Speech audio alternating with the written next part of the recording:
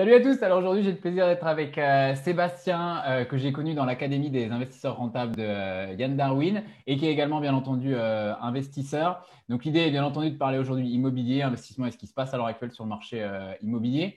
Est-ce que dans un premier temps, tu peux te présenter un petit peu Sébastien et notamment parler un petit peu de ton patrimoine et où est-ce que tu en es rendu? Ouais, pas de souci. Bonjour à tous.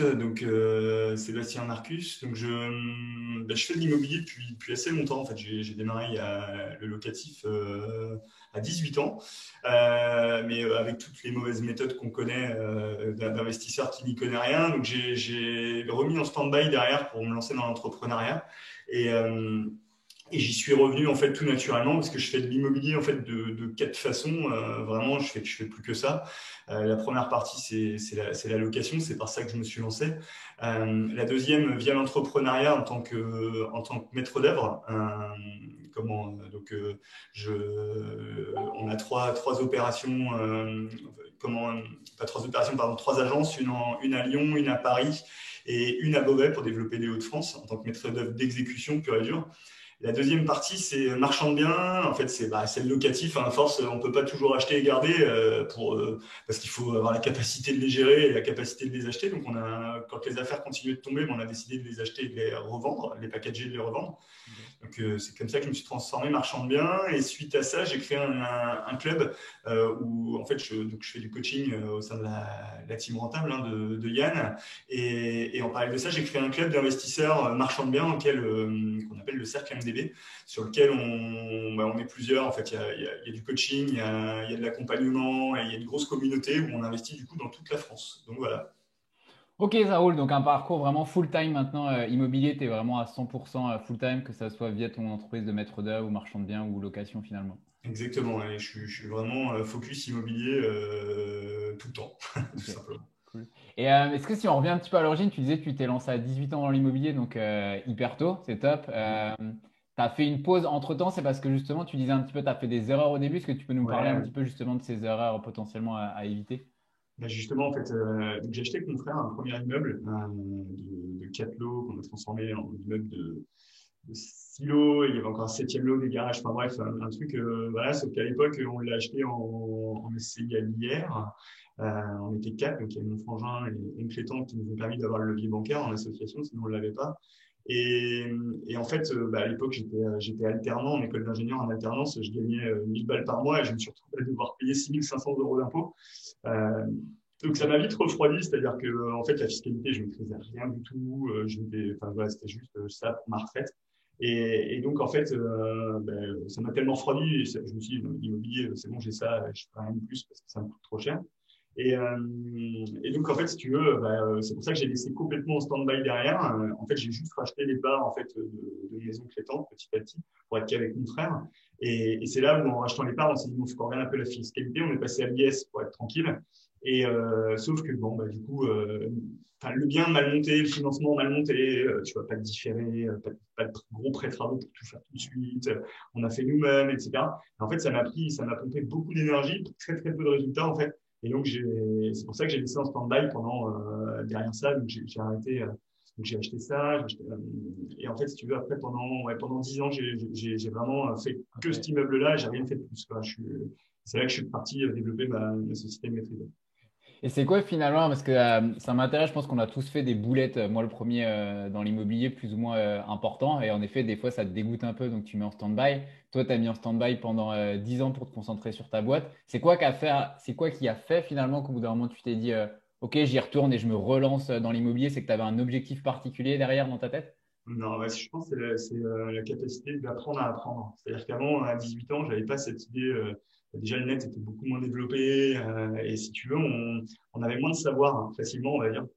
Et en fait, quand j'ai commencé à m'y replonger, j'ai très vite repris les trucs et astuces assez rapidement. J'ai été mentoré, on va dire, par des gens plus avancés que moi, qui m'ont conseillé, qui m'ont épaulé, qui m'ont expliqué certaines ficelles et certains automatismes qui m'ont permis de me dire non mais attends, faut que j'y retourne. Alors, non pas pour avoir une liberté financière comme beaucoup de gens en fait cherchaient avec un cash flow pour quitter mon job, etc. Parce que moi je veux pas quitter mon job, je suis entrepreneur, j'adore ça. Et c'était vraiment pour créer de la valeur, tout simplement.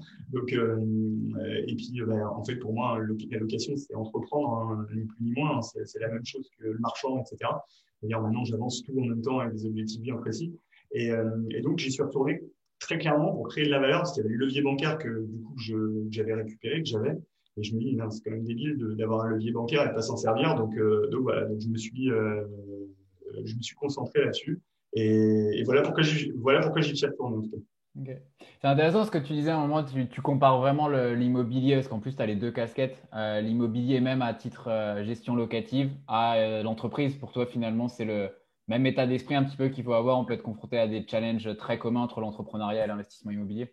Ah ben pour moi, en fait, il y a l'investisseur immobilier qui cherche à se créer un complément de revenu. OK, ça, pas de souci. Par contre, à un moment, il y a un cap où tu n'es plus investisseur. Ça devient un métier à temps complet. Enfin, je veux dire, tu peux pas gérer plusieurs centaines de milliers d'euros de loyer sans être structuré, sans faire les choses bien et y consacrer énormément de temps. Donc, au départ, quand tu démarres, c'est le soir, c'est le week-end, OK. Il y a un moment, quand tu veux passer certains paliers, tu n'as plus le choix et puis garder une certaine rentabilité parce que tu peux tout donner en gestion, mais c'est quand même pas le même résultat à la fin. Et donc, tu es obligé de te structurer et d'avoir une stratégie entrepreneuriale. Enfin, je suis entrepreneur de base, donc je fonctionne comme ça dans tout ce que je fais. Et donc, j'ai structuré complètement la partie location comme une boîte, en fait. J'ai quelqu'un qui a la tête de ça, qui s'en occupe à temps complet, qui s'occupe de la gestion des loyers, qui s'occupe des travaux, qui s'occupe de la comptabilité, mais en interne, en fait, si tu veux, avec toutes les compétences que j'ai et que j'ai pu leur donner. Ok. Et à un moment, c'est hyper intéressant. Tu disais aussi que quand tu avais 18 ans, il n'y avait pas forcément toutes les informations qu'il y a maintenant sur Internet. C'est vrai que maintenant, on a quand même la chance de pouvoir se former facilement sur Internet. Moi, c'est comme ça que j'ai mis le pied à l'étrier il y a quelques années. Euh, on voit un peu des fois tout et son contraire sur Internet. Est-ce qu'il y a deux, trois éléments comme ça qui ressortent où tu te dis ça manque de précision sur Internet, ou c'est un peu des contre-vérités ou des choses que tu vois où c'est vraiment, ça sort un petit peu du contexte? Alors moi là-dessus, je suis à un avis assez tranché parce que j'ai pas fait des 20 millions de trucs hein, sur Internet. Je sais pas mon genre. Hein. Je prends quelque chose, je vais à fond et je regarde pas tout ce qui s'y passe. Donc je vais pas pouvoir te dire j'ai entendu ça puis j'ai entendu tout son contraire. Alors, j'ai vu plein de trucs. En fait, la seule chose que je vais dire, alors je sais que ça plaît pas à tout le monde, mais je m'en fous, c'est que il y a un moment, tu peux pas te dire avec du contenu gratuit comme ça, en piochant des informations un peu partout, arriver à te faire, arriver à te dire, bon, ça y est, j'ai toutes les informations et je vais y arriver. Ça, pour moi, c'est pas possible. Il y a une partie de formation qui est importante et alors, il y a sûrement des formations gratuites qui sont très bien que je ne connais pas, mais en tout cas, il faut vraiment se former et ça, il n'y a pas que la formation, après, il y a l'accompagnement derrière qui est important pour le suivi, en fait, avoir une veille juridique, fiscale, etc. Parce que tout ça, ça change et ça évolue. Enfin, en France, tous les ans, il y a des choses qui changent. Et donc, pour moi, hein, faut avoir une capacité d'investir sur soi-même pour pouvoir avoir ces infos et pas se dire, je vais sur le net, je vais piocher les infos là, mais ressorti de son contexte, en fait, la personne a peut-être dit une vérité, mais en fait, ressorti du contexte ou avec une phrase manquante, c'est là où on envoie les gens dans le mur. Et d'ailleurs, comme en locatif, on va dire, c'est déjà important, mais en marchand bien, c'est encore pire en fait. C'est-à-dire que la moindre erreur peut coûter très très cher. Mm. Ouais, complètement. Enfin, ça a l'air très intéressant parce que c'est typiquement moi les premières erreurs que j'ai pu faire au début, c'est justement en me contentant justement de contenu gratuit, sauf que c'était pas forcément adapté à ma situation spécifique et me mener justement à une erreur. Ça a complètement changé la donne en prenant des formations derrière payantes et encore plus des accompagnements derrière. Il y a une autre chose que je voulais évoquer avec toi aujourd'hui sur les conditions bancaires. C'est pareil, c'est quelque chose dont on entend beaucoup parler en ce moment sur Internet, comme quoi elles sont resserrées. C'est quoi un petit peu ton avis sur la question à l'heure actuelle et quels sont pour toi les deux, trois conseils, les deux, trois choses pour toi qui sont importants à mettre en place à l'heure actuelle pour continuer à obtenir son prêt, même si on a Ah, déjà un en cours? la première chose, pour moi, on peut en discuter beaucoup avec les banques parce que moi, t'imagines bien que les banques, c'est mes partenaires, j'ai pas le choix. Sans eux, je fais pas, donc enfin, je fais beaucoup moins sinon. Donc voilà, donc je discute beaucoup avec eux, avec beaucoup de banques, je travaille avec beaucoup de banques, ça c'est la première chose. Euh, je pense que, on va dire, les belles années du 110% vont être où on fait zéro apport, vont être plus compliquées. Je dis pas que c'est plus possible parce qu'ils le font toujours, mais on va dire sur des petits montants et on va dire sur une première opération, mais ça va être compliqué d'aller enchaîner sur du 110%. Alors moi, j'ai vraiment réussi à faire beaucoup de 110% dans mon démarrage, mais je pense qu'on a les belles années derrière nous. On pourra en discuter avec Clément. Par contre, ils continuent de prêter. Ils continuent de prêter quand les affaires sont belles, malgré les taux d'endettement, les 33%, etc. Ils continuent de prêter, surtout quand tu montres que tu es structuré, que tu sais de quoi tu parles et que tu te structures professionnellement parlant. C'est-à-dire que tu es, ce que je te disais tout à l'heure, tu es un investisseur et tu es un entrepreneur. Et donc, la banque, à un moment, tu démarres, tu es investisseur et à un moment, il faut qu'elle te mette dans la case d'entrepreneur. En fait, quand elle te met dans cette case, tu déplafonnes les 33%. Et heureusement, sinon, il y a beaucoup de gens qui seraient complètement bloqués. Tu ne peux pas corréler tes revenus à ce que tu empruntes, sinon, c'est pas possible. Et donc, il y a vraiment cette partie investisseur où tu démarres, tu dois aller sur des choses à ton niveau, OK, et d'y aller step by step. Et ensuite, de se dire, non, mais est-ce que je veux vraiment scaler mon business et dans ce cas-là, l'accélérer? Et dans ce cas-là, tu ne dois plus te considérer investisseur, mais vraiment passer dans la case entrepreneur et te présenter en tant que tel et travailler en tant que tel pour gagner la confiance des banques. Parce qu'en fait, s'ils ont confiance en toi, ils prêtent et ils avancent. Et ils continuent à te prêter et ils te permettent d'avancer.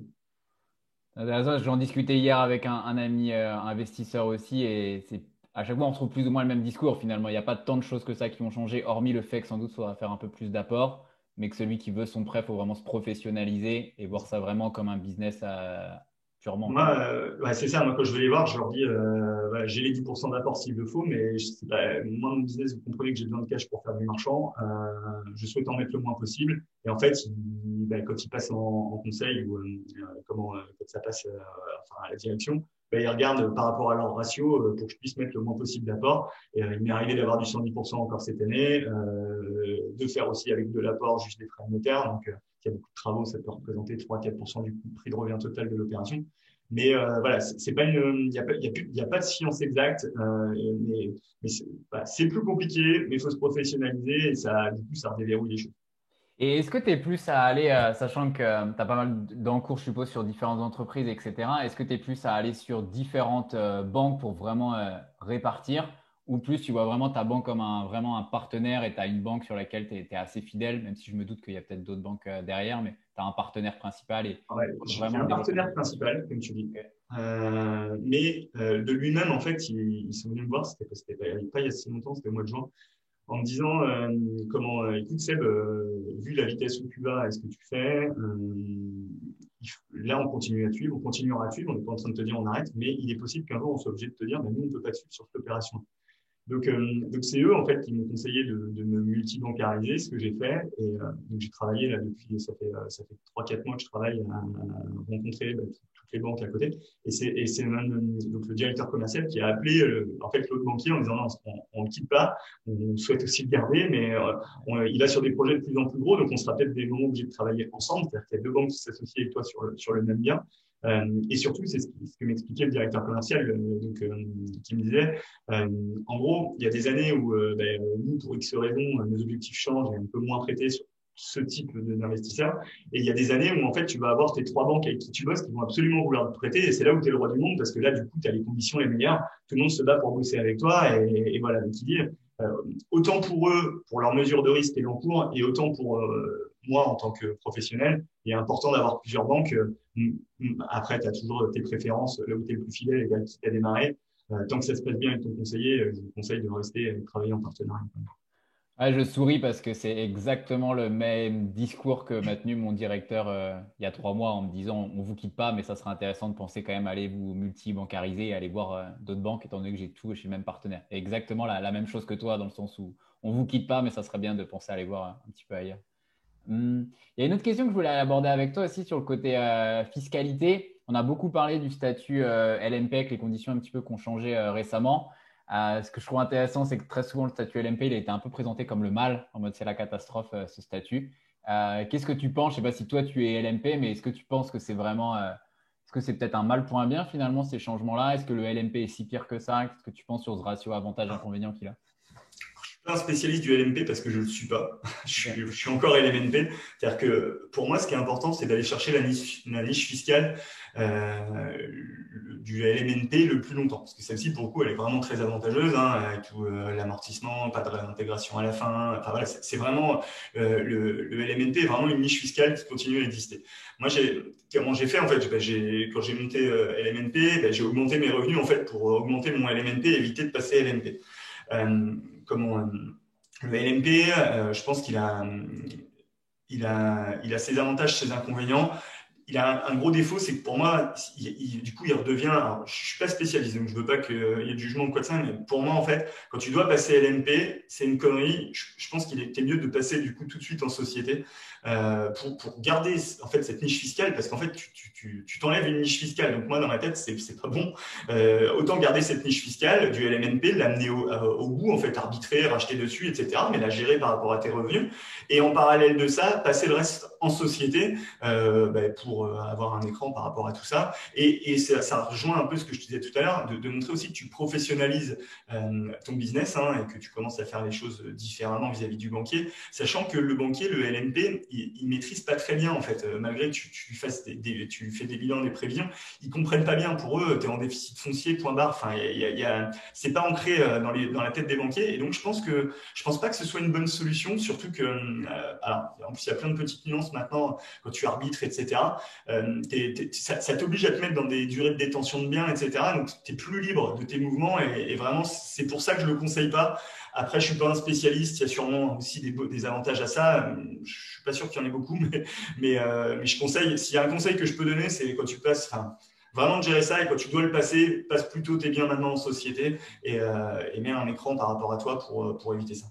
Donc tu penses que finalement, au bout d'un moment, tu es obligé, si tu veux continuer à scaler ton business d'investisseur immobilier, de passer en SCI ou en société finalement. Ben, en fait, c'est pas que tu es obligé, mais il y a des techniques pour pas le faire, mais ça rejoint clairement ce que je disais tout à l'heure. Si tu veux continuer à avoir du levier, tu vas être obligé de passer par l'association, tu vas être obligé de passer par le fait qu'ils arrêtent de regarder ton taux d'endettement, parce que tu te doutes bien, quand tu vas arriver à 4-5 millions d'encours, ton taux d'endettement, il est explosé. Donc, tu n'as pas le choix, en fait, que de passer par là. Et donc, en fait, ce qui va se passer, c'est que tu es LMNP, parce que tu passes à LMP, et puis après, tu te rends compte que tu es quand même obligé de passer à l'IS, quoi. Enfin, ou en tout cas, de passer en société. Donc en fait, tu t'exclus la niche fiscale et en plus, à un moment, tu es obligé d'y aller. Ouais, complètement. Un autre point que je voulais aborder avec toi, c'est sur le côté choix justement des villes, villages, etc. Où est-ce que tu vas investir? Il y a beaucoup de questions là-dessus. Comment toi, est-ce que tu as une technique spéciale ou une checklist spéciale pour te dire je vais aller investir dans cette ville-là ou dans ce village-là plutôt? Alors, les critères, ça va être le prix mètre carré. On sait qu'en fait, en dessous de 2 000 € du mètre carré, dans une ville, tu vas chercher du rendement. Ok. Entre 2 000 et 4 000, tu vas être le rendement de patrimonial et au-dessus, tu es sur du patrimonial. Donc, on va dire que plus tu sors des villes au-dessus de 2 000 € le mètre carré, plus il faudra être imaginatif, de la division, de la coloc, etc., pour rester au moins dans du haut rendement, c'est-à-dire 10%, entre 8 et 10%, ou en tout cas au moins l'autofinancement. Après, je pense que quand tu démarres, faut réellement aller dans des villes de moins de 2 000 € le mètre carré. C'est vraiment le plus simple pour démarrer, parce que tu vas tout de suite chercher des bons rendements et tu y arrives. Après, beaucoup vont dire, ouais, mais la ville, il y a du chômage, ça craint. Voilà. Enfin, moi, la ville où j'investis, il y a 22% de chômeurs, 22% de chômeurs et ça marche très très bien. C'est-à-dire, ce qu'il faut, c'est de faire de la qualité, faire des biens propres. Et en fait, plus les villes sont sinistrées, moins il y a de biens propres. Sauf qu'il y a toujours une clientèle. Enfin, je veux dire, dans les villes, il y a quand même une clientèle haut de gamme, quoi qu'il arrive. Et quand tu te différencies, tu fais les choses bien. Donc pour toi, ouais, en effet, parce que moi, c'est vraiment les a priori que j'ai eu pendant assez longtemps, que je suis un peu en train d'essayer de changer mes croyances là-dessus. Même des villes finalement ou villages où il y a un fort taux de chômage, où on peut se dire potentiellement que ça craint, c'est pas s'arrêter finalement à ces apparences-là. Ouais, Disons que si on fait de la exactement. qualité, il n'y a aucun problème finalement. Ouais, exactement. C'est-à-dire qu'aujourd'hui, le parc français, l'ancien, il est pourri, faut se le dire. Et donc, en fait, tant que tu fais de la qualité, tu vas avoir des locataires. Après, bon, c'est sûr, je vais pas te dire, il y a des villes quand même qui sont très, très sinistrées, donc il faut se renseigner, être sûr qu'il y ait quand même un bassin d'emploi dans cette ville, hein. Parce que, mais vraiment, c'est vraiment, enfin, moi, j'ai beaucoup de membres qui sont de Lyon ou Paris, qui avaient ces croyances limitantes de dire, non, mais dès qu'on sort de Lyon, ça se fait pas. Et en fait, ils ont changé d'avis, c'est-à-dire qu'ils se rendent compte que c'est parce que tu y es né, puis tu y es habitué, etc. Mais les gens, ils ont besoin de se loger dans les petites villes autour de Lyon de la même manière qu'à Lyon, quoi. Et il n'y a vraiment pas de problème. Et tu restes quand même finalement dans des petites villes autour de grandes agglomérations comme Lyon, par exemple, tu prenais l'exemple, où tu vas même des fois aller jusque dans des villages où il y a 3 4 000 habitants. Ah, je vais même dans des villages. En fait, en locatif, moi, ma zone de chez Andy, c'est entre 1 heure et 1 h 30 autour de chez moi. Ok. Parce qu'il faut pouvoir le gérer, etc. Donc, c'est là clairement. Donc moi, je reste dans ce coin-là. Par contre, en marchant bien, je vais partout. Ok. Parce que pour moi, en fait, tout a un prix d'achat, tout a un prix de revente. Donc, je vais partout, autant dans les petites villes que dans les grandes villes, sachant que dans les grandes villes, c'est plus dur. Donc, le prix est tout de suite plus élevé, c'est plus compliqué. Il faut signer très régulièrement sans condition suspensive. Donc, tu te mets des contraintes supplémentaires. Donc, quand tu es prêt et que tu as du cash, tu peux y aller. Quand tu es moins prêt, c'est plus difficile. Et est-ce que tu ne penses pas que ce côté, justement, aller plus vers des plus petites villes, des plus petits villages, etc., avec ce qui se passe à l'heure actuelle, avec la crise sanitaire et tout le tralala ambiant qu'il y a autour de ça, le marché immobilier, comment tu le perçois un petit peu? Quelles sont les évolutions? L'idée n'est Ah, pas de par jouer rapport au Madame Irma, mais c'est quoi un petit peu ton avis sur ce qui va se passer sur les 12 prochains mois sur l'immobilier pur? Et la première chose, ouais, pareil, c'est que mon avis, hein, Ouais. toujours tout ce que je dis, hein, on est en novembre 2020. Donc, moi, ce que je pense, la première chose, c'est que l'habitation, elle n'est pas touchée. Tu peux faire ce que tu veux. Moi, j'ai zéro impayé, tout se passe bien. Dans l'autre crise, enfin, le précédent confinement, zéro problème. Après, tu vas avoir les locaux commerciaux. Là, c'est très difficile et il faut être costaud parce que tes locataires vont être en grosse difficulté. Après, il y a les locaux professionnels. Moi, pour l'instant, j'ai pas de problème parce que j'ai une entreprise solide, mais dans les locaux pro, c'est pareil. Les locaux pro de seconde zone et avec des petites entreprises à l'intérieur pour qui c'est très compliqué, le confinement a fait très mal. Voilà, il va falloir être solide. Alors, qu'est-ce que ça veut dire, ça? Ça veut dire que derrière, il va y avoir des affaires à faire. Pourquoi Je pense que pour l'année prochaine, fin d'année prochaine, il va y avoir plusieurs choses. Dans les locaux pro et commerciaux, tu vas avoir beaucoup de choses vides et du coup des bailleurs qui vont être en difficulté et qui auront besoin de lever du cash. Donc il va y avoir forcément des locaux à vendre qui seront moins chers que le prix du marché de d'habitude. Maintenant, il faudra être solide parce que c'est pas parce que tu achètes moins cher que tu es un locataire le lendemain. Tu vois, il va falloir attendre que tout ça, ça se rétablisse, etc. Donc, je pense que encore une fois, pour les plus solides et les plus avancés, il va y avoir réellement des affaires en termes de locaux pro et locaux commerciaux. OK. Après, en habitation, euh, je, je pense aussi que ce qui va être bien pour moi, alors, si vous regardez la chaîne et que vous êtes jeune investisseur, désolé, mais ça va être plus dur au niveau bancaire, on en parlait tout à l'heure, donc c'est-à-dire d'aller sur des grosses opérations, il y aura moins de monde et donc on sera plus fort, nous, en tant qu'investisseurs chevronnés, parce qu'il y aura moins de monde en fait en face de nous et du coup on aura plus de facilité de négo. On n'avait plus avant Covid. Avant Covid, ça partait au prix quoi qu'il arrive en 48 heures. Tandis que là, on a tous les retours. Alors que j'ai le notaire, agent IMO, tout mon réseau, ils ont énormément de refus. C'est-à-dire qu'aujourd'hui, même les notaires, on disait les agents IMO sont chiants, ils me demandent. Et là, certains notaires demandent aussi l'accord de financement avant de se faire le compromis. Quoi. Enfin, c'est eux qui font le compromis parce qu'ils disent on travaille pour rien. Sinon. C'est vrai que c'est impressionnant là, en ce moment, ce que il y a comparé à 6 mois où en effet, comme tu disais, les biens partaient en 48 heures, on avait très peu de marge de négociation. Comment là, on commence à voir un nouveau changement, où il y a de plus en plus de refus derrière et c'est beaucoup plus simple pour nous de se positionner. Exactement. C'est-à-dire qu'aujourd'hui, je pense que l'investisseur qui a déjà passé certains caps sera plus tranquille sur la suite qu'on l'a été. Parce que là, vraiment, c'était une période compliquée. En début de la fin d'année dernière et début d'année, les affaires, c'était compliqué à faire. Enfin, compliqué à négocier, en fait. Ouais, complètement. Et est-ce que sur la fin de cette interview, juste une dernière question, tu as démarré très tôt l'immobilier. C'est un truc, moi, qui me tient à cœur de pousser un peu plus les jeunes à investir dans l'immobilier. Je suis persuadé que ça peut vraiment changer ta vie, en fait, finalement, et préparer vraiment toute ta vie sur la suite. Hormis le fait, je pense qu'on le répète très souvent, de se former, est-ce que tu aurais deux, trois conseils à quelqu'un qui connaît pas grand-chose pour le moment dans l'immobilier, qui a plein de peur au niveau de l'immobilier? Ce serait quoi tes deux, trois conseils principaux? Hormis celui de se former dans les trucs payants, mais ça va être de commencer par se renseigner et d'aller sur les choses gratuites. Il y a quand même beaucoup de gratuits de qualité sur le net. Malheureusement, comme je disais, il faut être capable de se confirmer ce qui est dit et de très vite commencer par des choses simples en fait. C'est-à-dire qu'à un moment, quand tu as 18 ans, 19 ans, tu as une paye, alors oui, on a envie de faire la fête, on a envie de profiter de la vie, etc. Sauf que quand tu commences, enfin, moi aussi, je regrette tellement de ne pas avoir accéléré à 18 ans et d'avoir accéléré plutôt à 30 ans. Et donc, c'est vraiment de commencer par des choses simples, un petit studio, un petit, voilà, là où toi tu dois habiter. Vraiment des choses basiques pour commencer à montrer que tu es en capacité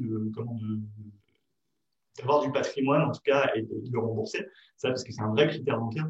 Le deuxième, c'est vraiment, mais ça, c'est la base, hein, c'est la base de chez la base, c'est de faire gaffe à tes comptes bancaires, quoi. C'est-à-dire que la première chose, c'est que tu dois faire gaffe à tes comptes bancaires pour pouvoir justement investir après assez facilement. Et je dirais presque, si tu as une gestion saine, même si tu fais un mauvais investissement, c'est pas très grave, tu arriveras à le suivre. Et c'est comme ça que la banque réfléchit, hein. Donc vraiment, hein, j'invite vraiment à faire gaffe à tes comptes et pas. Alors, je dis pas qu'il faut être frugaliste, c'est pas forcément ça, mais il y a quand même des économies à faire très rapidement, hein. Moi, quand j'y repense, je me dis, mais tout ce que j'ai fait qui servait à rien à cette époque-là, parce qu'on rentre dans la vie active et donc on est aux premières payes, on a envie de les dépenser. Alors que ça dure 6 mois, c'est bien, mais que ça dure 6 ans, c'est con. Donc vraiment, hein, c'est vraiment d'aller sur des choses simples, de se former sur des choses gratuites, ok, mais de se les faire confirmer par un expert, un avocat, un comptable, etc. Derrière, hein, pour pas aller dans le mur si on n'a pas vraiment un vrai accompagnement. Et vraiment, dès maintenant, en fait, faire attention à tes comptes bancaires et à ta façon de gérer parce que c'est ça qui te permettra d'y aller. Et par contre, j'invite réellement les jeunes qui ont 18, 20 ans à le faire parce que je regrette vraiment beaucoup de ne pas avoir fait ça. Et je prends encore un exemple, hein. J'ai des jeunes dans le club le mec, il a 25 ans, là, il est en train d'arbitrer. Ça lui fait 300 000 euros en fait d'arbitrage de plus-value, hein, net. Et il y a un moment, enfin, tu te dis, mais à 25 ans, avoir 300 000 euros sur son compte bancaire, j'étais très loin de ça à son âge. Et il a démarré en gagnant 1500 balles par mois, quoi. Et donc, il faut vraiment, voilà, c'est un vrai conseil que je donne parce que c'est un vrai vecteur, l'immobilier, qui peut t'amener, non pas forcément à la liberté, j'aime pas trop ce mot-là, mais en tout cas on va dire, à lever du cash à moyen long terme. Et un truc, je pense, hyper important à préciser sur la fin, c'est comme tu l'as dit, c'est accessible à des jeunes qui ont 1500 euros de paye finalement. Des fois, on peut avoir le cliché de l'immobilier réservé aux riches, on peut entendre des choses comme ça, alors que tu peux très bien démarrer avec un simple SMIC finalement et avoir ton premier studio, comme tu le disais, quoi. Exactement. Et enfin, c'est complètement possible, quoi. Top. Et ben écoute, merci beaucoup Sébastien pour cette interview. Et puis, excellente continuation à toi pour l'ensemble de tes sociétés, de ton activité. Écoute, merci à toi et puis bon courage à vous tous. Ciao, ciao.